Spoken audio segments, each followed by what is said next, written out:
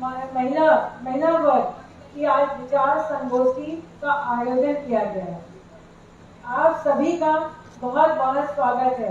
इतनी बड़ी संख्या में आप लोग आए हैं और सबसे ज्यादा खुशी है कि नेता अनीता नेहवाल जी के साथ जो 50 औरतें आई हैं, तो इसी से आप पता लग रहा है कि आज शुभारंभ बहुत अच्छा हुआ है। जो बीजेपी को इतनी सरकार छोड़कर बहन कुमारी मायावती जी के साथ जुड़ना चाहती हैं, उनका बहुत तहे दिल से स्वागत हम कर रहे हैं और सभी का स्वागत है।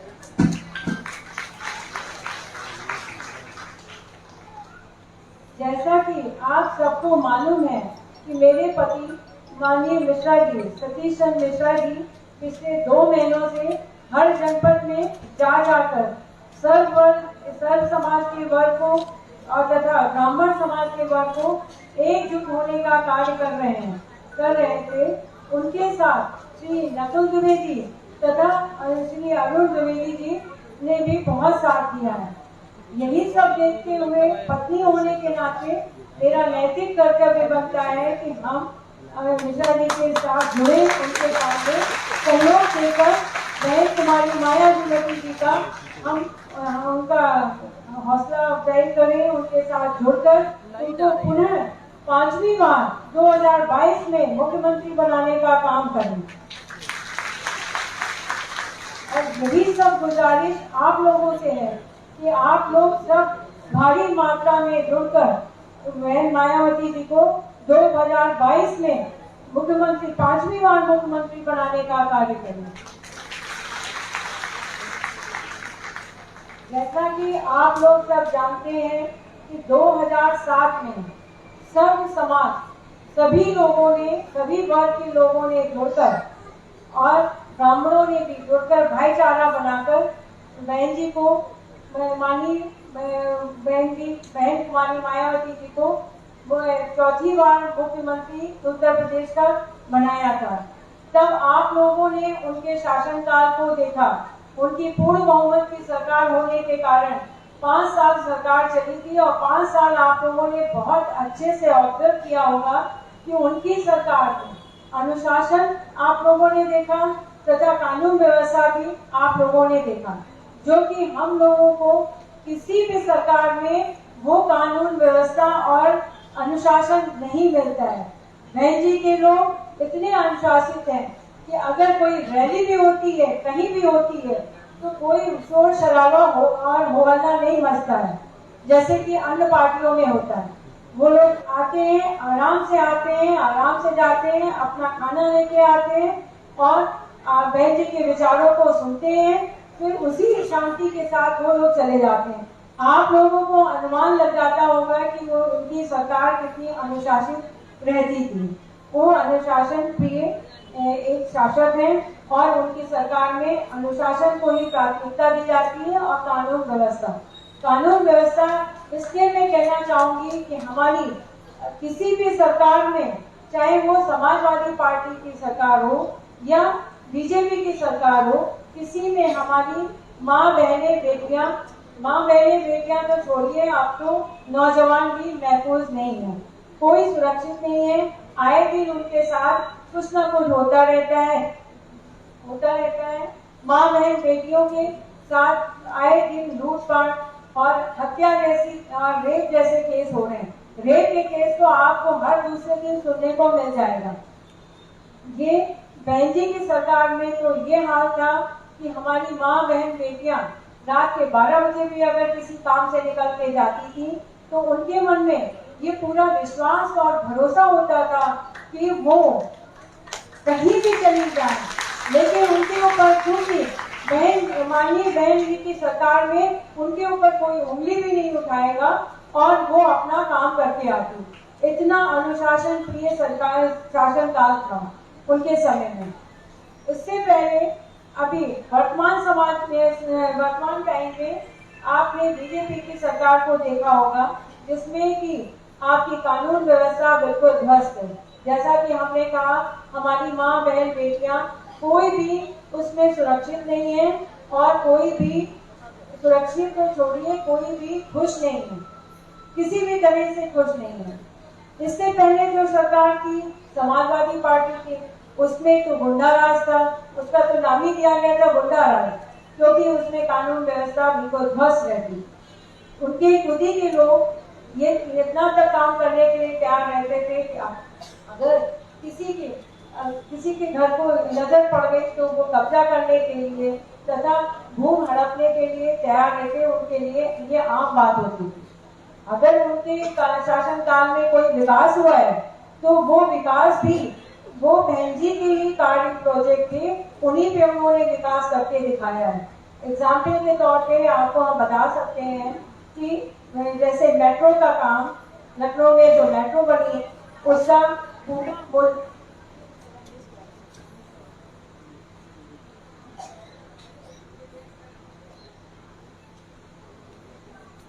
मेट्रो का काम, और साथ में ही जो वहाँ पे अंतरराष्ट्रीय स्टेडियम बना है वो भी, और स्टेडियम के साथ साथ एक्सप्रेस वे का काम, जिसकी की भूमि आवंटन और बजट सब पूरा तय हो गया था, लेकिन समाजवादी पार्टी की सरकार ने आके उस पर रिबन काटने का काम किया है। और उनके यहाँ तक कि जो वहाँ पर माननीय काशीराम ग्रीन पार्क जो 250 एकड़ की जगह में बनाया गया था, उसको भी उन्होंने उसका नाम बदलने का और ईंटा काटने का काम किया। अब उस पार्क का नाम जनेश्वर मिश्रा पार्क रखा गया, जबकि वो बहन जी का ही प्रोजेक्ट था, उन्होंने पूरा पार्क तैयार किया था, लेकिन नाम बदलने का काम समाजवादी पार्टी ही कर सकती है। उन्होंने ये काम करके दिखाया। समाजवादी पार्टी में सवर्णों की नौकरियों पे रोक लगा दी गई थी कि किसी को सरकारी नौकरी नहीं दी जाएगी। जब बहन जी की गवर्नमेंट आई तो उन्होंने अपने शासनकाल में उस पर रोक हटाकर 6 लाख नौकरियां देने का काम किया। 6 लाख नौकरियां देने का काम किया तथा इसके साथ ही साथ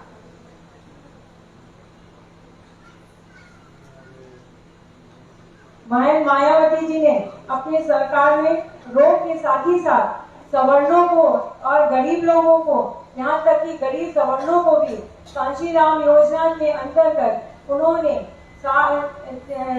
20 लाख मकान मुफ्त देने का काम किया। 20 लाख मकान कांशीराम योजना के अंतर्गत मुफ्त देने का काम किया, जो कि 1 लाख मकान रह गए थे, उसको समाजवादी पार्टी ने आके उसको कैंसिल कर दिया, उनका निर्माण ही रोक दिया था। वर्तमान सरकार में आजकल क्या हो रहा है, वहां पे अपराधी के लोगों के नौजवान, खास तौर से व्यक्ति जात के जो कि ब्राह्मण लड़कों को की हत्या की जा रही है। पुलिस काउंटर के नाम पे वो वहाँ पे अपराधी कह के उनका एनकाउंटर किया जा रहा है, हत्याएं की जा रही है। उनके पीछे जो माँ बाप बहनें बची हैं उनकी कोई सुनवाई नहीं हो रही है, ना तो किसी थाने में उनकी सुनवाई हो रही है, ना कोई भी सुनवाई कर रहा है। अगर आप ऐसे ही अपराधी को पकड़ना है तो आप उसको पकड़ के पहले डालिए जेल में और उसके बाद नियमानुसार मुकदमा चलाइए। मुकदमा चलाने के बाद अगर न्यायालय उचित समझे कि अगर वो दंड के भागी हैं तो उनको दंड न्यायालय कर देगी, लेकिन ये काम न करके यहाँ पे बीजेपी की सरकार में तानाशाही चल रही है और लोगों के माँ बहन बेटियों के सुहाग को उजाड़ने का काम हो रहा है तथा लोगों के दुर्पयोग को बुझाने का काम किया जा रहा है। इस सरकार में, बीजेपी की सरकार में इतनी महंगाई बढ़ गई है कि आप लोग सब इससे कहीं अनभिज्ञ नहीं होंगे, सभी के ऊपर ये मार पड़ रही है। जो गैस सिलेंडर उज्ज्वला योजना तो उन्होंने चलाई कि लोगों के लिए उज्ज्वला योजना चला के हम उज्ज्वला योजना के अंतर्गत गांव-गांव में गैस दे देंगे, लेकिन उसको रिफिल करने के लिए भी तो पैसा होना चाहिए। जो 400 रुपए का सिलेंडर था वो 900 रुपए का सिलेंडर अब हो गया है, बल्कि कुछ दिनों में हो सकता है कि आपको वो 1000 रुपए का सिलेंडर मिले। इसी तरह गरीब की जो गरीब के खाने की तेल आप लोग खुद जानते होंगे, जो 90 रुपए का पैकेट मिलता था वो अब बढ़ के 185 रुपए हो गया। कम आमदनी वाले लोगों में इतनी प्रॉब्लम आ रही है कि लोगों के घर पे 2 टाइम चूल्हा भी नहीं जलता है। ज्यादातर घरों में एक टाइम खाना बना के वो लोग संतुष्ट हो जाते हैं। डीजल पेट्रोल के दाम आप लोगों के नॉलेज में है कि कितने 100 रुपए का लीटर डीजल और पेट्रोल के दाम 100 रुपए तक छूने जा रहे हैं।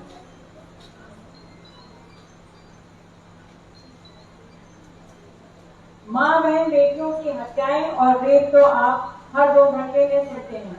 आपने देखा होगा हाथरस के केस में कि वहां पे दलित महिला के साथ रेप हुआ और रेप होने के बाद फिर उसको जब हॉस्पिटल में डेथ हो गई तो उसकी बॉडी को उनको घर वालों को दिखाया भी नहीं गया और शासन के अंतर्गत वहां खड़े होकर लोगों ने पेट्रोल डालकर उनका क्रेमेशन भी कर दिया, अंतिम संस्कार भी हो गया। इसी तरह लड़कियों पे जो जुल्म हो रहे हैं, जैसे कि आपको उन्नाव का केस और महुआ का केस अभी रिसेंटली हुआ है, वो उसके बारे में पता होगा। रेप तो आम बात हो गई है इन लोगों के लिए, पर मुस्लिम और इसके साथ आप लोगों ने देखा होगा कि हमारी माँ बेटियां बहन ही नहीं, माँ बेटियां बहन घर में सुरक्षित नहीं है और साथ में घर में तो छोड़िए, आपके ऑफिस में जो महिलाएं काम करने जाती हैं उनकी भी कहीं कोई सुनवाई नहीं हो रही। अगर उनका उत्पीड़न हो रहा है तो उसको कोई नहीं सुन रहा है। तो ये आप सरकार समझ लीजिए कैसी सरकार है। यहाँ पर लड़कियों को तो छोड़िए, नौजवानों को भी कोई तरह नहीं दी जा रही है। नौजवानों की हत्या कर दी जाती है, उनको जब मन आया तब पकड़ के जेल में बंद कर दिया जा रहा है। कोई सुनवाई कहीं पे नहीं हो रही है। और भारतीय जनता पार्टी की सरकार समाज में धर्म के नाम पर सिर्फ भय और असुरक्षा का वातावरण फैला रही है और विकास के नाम पे कोई काम नहीं हो रहा है। आप लोगों को सभी को पता है कि विकास का कार्य वही होता है जहाँ पे आपकी शांति और सुरक्षा का वातावरण होता है। विकास वहीं पे होता है। इस सरकार की, भारतीय जनता पार्टी सरकार की कथनी और करनी में बहुत अंतर है। उदाहरण के तौर पे आप हमारे रामलला मंदिर को ही ले लीजिए, अयोध्या का, जिसका निर्णय सुप्रीम कोर्ट ने पिछले 2 साल पहले, मतलब ऑलमोस्ट 2 साल हो गए, पिछले नवंबर में आ गया था। उसका भी साल भर पहले जो भूमि पूजन के नाम पे ईंटों का पूजन करके रख दिया, ना वहाँ भूमि पूजन हुआ है ना ईंट पूजन, कोई काम नहीं हुआ है।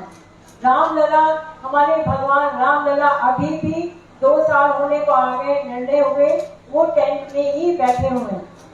उनके लिए कोई अभी छत तक नहीं बनाएंगे।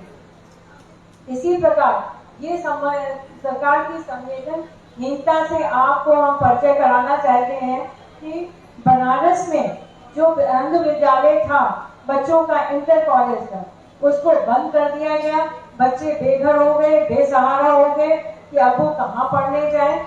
जब वो उनको सड़क पे उतरने के लिए मजबूर किया गया, जब उन्होंने अपनी बात रखने की कोशिश की बनारस में, तो उनके ऊपर अभी कुछ हाल में पिछले महीने में वो पुलिस ने बर्बरता पूर्वक उनकी पिटाई की है और उनको लहूलुहान कर दिया। इतनी संवेदनहीन सरकार, आप समझ सकते हैं कि इस सरकार में बाकी और क्या काम हो रहा होगा। जो लोग सक्षम हैं वो तो अपना बचाव कर सकते हैं, लेकिन जो बेचारे भ्रष्ट बाधित हैं उन्होंने क्या बिगाड़ा, उनके ऊपर भी लाठी चार्ज कराने का काम यहाँ पे ऑर्डर दिया गया। इसी प्रकार से आप देखिए तो विकास का कार्य अगर हुआ है तो माननीय बहन जी की सरकार में हुआ। उन्होंने उनके लखनऊ से हम आपको बताते हैं कि उन्होंने चौड़ी चौड़ी सड़कें, स्मारक और वहाँ के पार्कों का निर्माण किया है। एयरपोर्ट से लेके अगर आप गोमती नगर के एरिया में जाते हैं तो लखनऊ का कायाकल्प बदल गया है। कि लोग जो आते हैं वो आश्चर्यचकित रह जाते हैं, ये कोई लखनऊ है तो पहले था। वहाँ पे घूमने के नाम पे लखनऊ में पहले भूल भुलैया या इमामबाड़े के अलावा कोई चीज नहीं थी।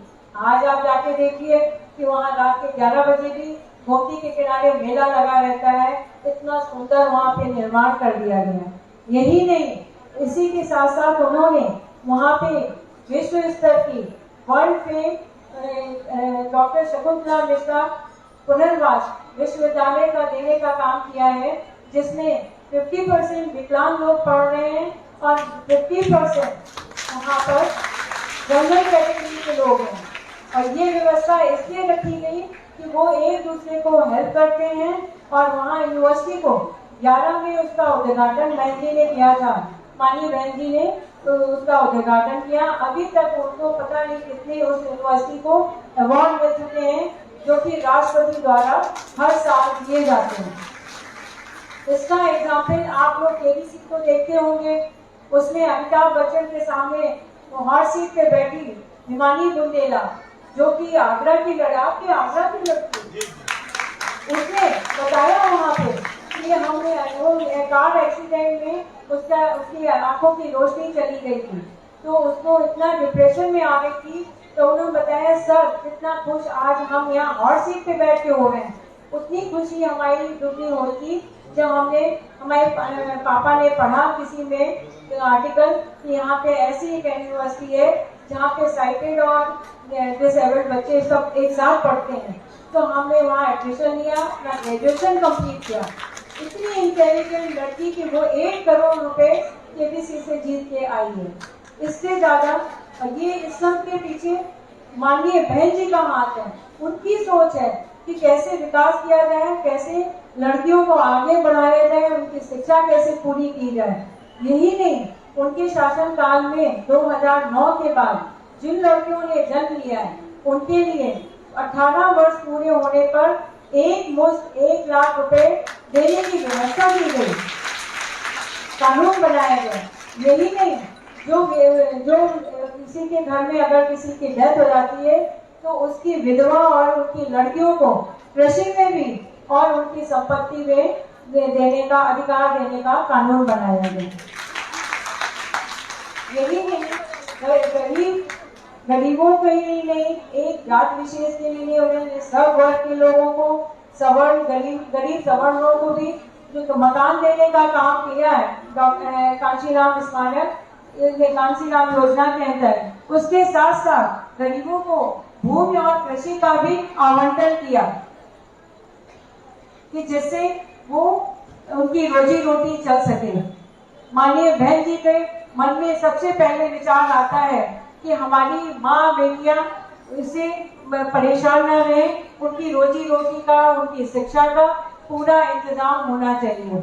उन्होंने जब उनकी पिछली साल शासन काल में 2007 में आके सबसे पहले इसी पे रूपरेखा तैयार की थी कि हमारी माँ बहन बेटियों को कैसे सुविधा और सुरक्षित रखा जाए, कैसे सुविधाएं पहुंचाई जाए।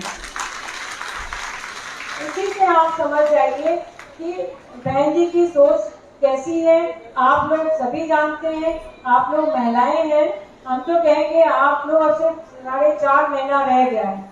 आप लोग घर से निकलिए, घर में नहीं बैठिए, घर से निकलिए और सब लोगों को ये बातें बताइए कि हमारा कल्याण कहाँ है, जहाँ मेरे बच्चे, जहाँ जैसे मेरी बेटी, बहू और साथ में हमारे नौजवान लड़के भी सुरक्षित रहें, वहाँ हमें कौन सी सरकार को लेके आना है। बहन मायावती जी की सरकार को लेके आना है, या जो अभी जितनी सरकारें आई हैं जिसमें हम लोगों को वो पूछा भी नहीं गया है, उस सरकार को फिर से उठा के खड़ा कर देना है। ये हम तो कहेंगे, अभी आज हमको बहुत खुशी हुई है कि अनीता जी के साथ जो 50 लेडीज आई हैं, उन्होंने बहन जी की सरकार, बहन जी की पार्टी को ज्वाइन किया है बीएसपी। उनका हम बहुत बहुत तहे दिल से स्वागत करते हैं और धन्यवाद देते हैं कि उन्होंने इस काम को आगे बढ़ाने की मुहिम को तैयार कर लिया है। वो आप आगे इसको बढ़ाएंगी। हमारी उनसे यही अपील है, आप लोग अपने साथ 5-5 या 10-10 लोगों को जोड़ के आप अपनी मुहिम को आगे बढ़ाइए और बहन जी की सरकार को फिर से पुनः 2022 में लाकर उनको 5वीं बार मुख्यमंत्री को बनाने का काम करेंगे। यही नहीं, बहन जी ने एक ही जगह नहीं, एक ही क्षेत्र में विकास नहीं किया, बहन जी ने हर शहर में इसका विकास किया। अयोध्या में ले लीजिए, वहाँ घाटों का निर्माण किया, साथ ही साथ 35 करोड़ का सीवर ट्रीटमेंट प्लांट लगाया, जिससे कि हमारी सरयू नदी दूषित न हो सके। साथ ही साथ जो वहाँ परिक्रमा होती है नवंबर में, उसकी सड़क को 12 फीट चौड़ी करने, साथ साथ में उनके खाने पीने और पानी की व्यवस्था करने का काम किया। इसी यही नहीं, इसके साथ साथ उन्होंने बनारस में भी 1.25 करोड़ का सीवर ट्रीटमेंट प्लांट लगाया और गंगा को स्वच्छ किया है। गंगा जी को स्वच्छ करने का काम किया है। और साथ में जो आप लोगों ने कभी बनारस गए होंगे देखा होगा, सब अलग अलग घाट थे, उनकी सौंदर्यीकरण किया और उनको एक जोड़ने का काम किया। यहाँ आप एक जगह से जाइए घाट पे तो वहां से चलते हुए पूरा आप घाट देख सकते हैं। यही नहीं, इतना कंजेस्टेड शहर है, वहाँ पे 2-3 फ्लाईओवर देने का काम किया। साथ में जो वहाँ के बुनकर हैं वो अभी एग्जीबिशन लगी हुई है लखनऊ में। हम लोगों के बात करने पे उन्होंने कहा कि बहन जी ने हम लोगों को बहुत सुविधाएं दी थी, अगर बहन जी आती है 22 में तो हम लोग तो खुशी मनाएंगे कि हम लोगों के बुनकरों को और सुविधाएं मिलेंगी। इसी तरह से उन्होंने विठूर का भी विकास किया और विठूर में जो माता सीता, जो कि बिल्कुल जिसको लोग जानते भी नहीं है, उनके वाल्मीकि आश्रम जिनका जीवन यापन हुआ है लवकुश के साथ, उसको सुधारने का काम किया, उसका जीर्णोद्धार किया। उनकी सीता की रसोईया आप लोग जाके देख सकते हैं, तो सीता की रसोई, साथ ही साथ उनके वाल्मीकि आश्रम का सबका निर्माण किया। इसके बाद उन्होंने कन्नौज का, जहाँ की हमारी पैदाइश है, हम पढ़े और बड़े हुए हैं, कन्नौज में भी 140 करोड़ रुपए का बजट देकर वहाँ पे जिला अस्पताल और लड़कियों के लिए वहाँ पे डिग्री कॉलेज नहीं था क्योंकि कोविड था, सॉरी कंबाइंड था, कोविड था, तो उन्होंने उसका भी काम किया। और साथ ही साथ मेडिकल कॉलेज, एक ही नहीं, उन्होंने पूरे प्रदेश को 7 मेडिकल कॉलेज देने का काम किया। वहाँ पर सड़कें चौड़ी थी। और जब 2009 में हम कन्वेंसिंग के लिए गाँव डोर टू डोर घूमे तो हमने देखा कि वहाँ पे हर घर के सामने सड़क और बिजली पानी पहुँच गया। पूछा ये काम कब हुआ? सबने कहा बहन जी ने आते साल ये काम कराया। आप सोच सकते हैं कि वहाँ 2007 में बहन जी का शासनकाल शुरू हुआ, बहन जी की गवर्नमेंट आई और 2009 कंप्लीट होने के पहले ही 2009 में जहाँ वहाँ पहुँचे हैं तो वहाँ की गांव की रूपरेखा बदली हुई थी। घर घर के सामने सड़क और बिजली पानी का इंतजाम था। यही नहीं, उन्होंने सभी कृषि लोगों को उठाने का काम किया, जो कि किसानों को कोई नहीं पूछता है। उसी सरकार में किसानों की कोई पूछ नहीं है। आजकल आप लोगों ने देखा होगा कि हमारे अन्नदाता जो किसान हैं, किसान भाई लोग हैं, वो आजकल सड़कों पे उतरने के लिए मजबूर हैं। उनके लेकिन जब 2007 में बहन जी की गवर्नमेंट आई थी तो उन्होंने गन्ने का मूल्य तुरंत दुगना किया था और उसको टाइम टू टाइम बढ़ाने का काम किया। यही नहीं, इसी के साथ साथ उन्होंने जो सरकारी नौकर थे, सरकारी वकील थे, जो प्रदेश के सरकारी वकील थे, उनका वेतन मिलता था उसको 10 गुना करने का काम किया। आज के वृंदावन में तो कायाकल्प भी कर दिया गया। इसलिए इसको हमको पता है कि हमारे पति माननीय सतीश चंद्र मिश्रा जी को ये जिम्मेदारी सौंपी गई थी कि आप वृंदावन का पूरा कायाकल्प करें, उसका स्वरूप बदलें। जब वहाँ जो भी कमियां थी वहाँ पर 100 बेडेड हॉस्पिटल बना, वहाँ फ्लाईओवर बना। फ्लाईओवर इसलिए बना कि वहाँ पर ये आपके मथुरा, वृंदावन, आगरा से दूरी कम करने के लिए लोग घूम के जाना पड़ता था। साथ ही साथ बस स्टैंड बना, बस वहाँ पे लोगों को दिक्कत होती थी और 84 कोस जो परिक्रमा होती थी उसकी सड़क, उसके साथ वहाँ पे बेंच बनने का, साथ ही साथ बिजली और पानी का वहाँ पे इंतजाम किया गया। ये सब तो हम आपको धार्मिक तत्वों की रूपरेखा बता रहे हैं। इसके साथ साथ जिससे कि हमारे प्रदेश का उत्थान हो, नोएडा में उन्होंने infrastructure line, IT sector line, और वहाँ पर आप जाके देखिए तो लगता फॉरेन कंट्री में पहुँच गए। वहाँ पे स्कूल और सारे कॉलेजेस, यहाँ तक कि यूनिवर्सिटी भी देने का, पार्कों का निर्माण किया, जिससे कि वहाँ की रूपरेखा बदल सके और बाहर प्रदेश के लोग आकर वहाँ पर वो अपना काम कर सके, निवेश कर रहे हैं, और जिससे कि हमारे उत्तर प्रदेश का विकास हो। इसके लिए उन्होंने 6000 मेगावाट बिजली शुरू की, 2007 में आके उसको 13,000 मेगा बिजली वाट का उत्पादन कराया, और उसके जिससे कि हमारे प्रदेश का विकास हो सके। इसमें हम कहना चाहेंगे कि 7 सितंबर 2021 को मिश्रा जी ने जो 74 जिले कवर किए, उसमें 75वां जिला जो था वो लखनऊ का था, और लखनऊ में वहाँ पर हमारी बहन वाली मायावती जी मुख्य अतिथि के रूप में आई थी, और उन्होंने उसमें अपील की थी, वहाँ मंच से अपील की कि जो सबसे पहले उनकी 2022 में सरकार आएगी तो वो महिलाओं के लिए काम करेंगी। 22 में आए थे तो महिलाओं के लिए वो काम करेंगी, और उनके उत्थान के लिए, उनकी सुरक्षा देने के लिए तथा उनके रोजी रोटी का ध्यान रखते हुए सभी महिलाओं को आगे बढ़ाने का काम करेंगे। दूसरा, उन्होंने कहा कि हमारे किसान भाई जो आजकल परेशान हैं और सड़कों पे उतरने के लिए मजबूर हैं, 2022 में उनकी बीएसपी की सरकार बनने पर उनके फसलों को उचित मूल्य दिया जाएगा। साथ ही फसलों को मूल्य देने के साथ साथ जो केंद्र सरकार द्वारा कार्य 3 कानून उनके ऊपर कृषि कानून लागू किए जा रहे हैं, वो उत्तर प्रदेश में बिल्कुल नहीं लागू किए जाएंगे।